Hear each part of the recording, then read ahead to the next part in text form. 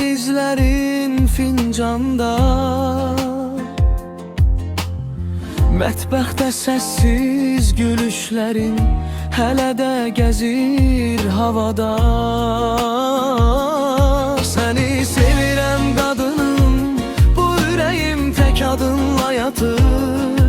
Səni sevirəm qadınım, dünənim, bugünüm, sabahım da artır. Səni sevirəm qadınım.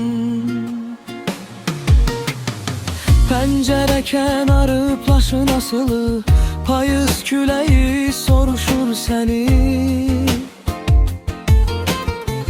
Telefonumda oxunmamış min necə sənim qalıb yenə. Səni sevirəm qadınım, bu ürəyim tək adınla yatır. Səni sevirəm qadınım, dünənim, bugünüm, sabahım da artır. Səni sevirəm qadınım.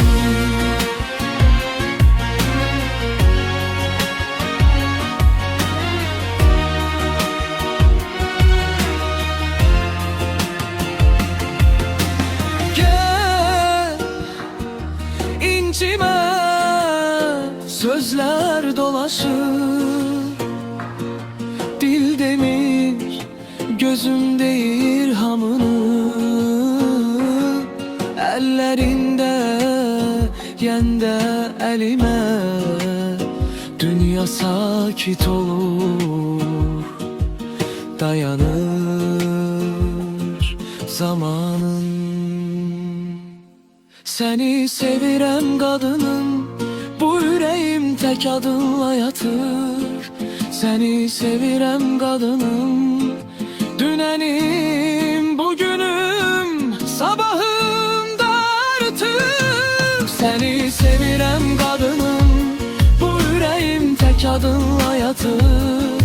Səni sevirəm qadınım, dünənim, bugünüm, sabahım da artır. Səni sevirəm qadınım.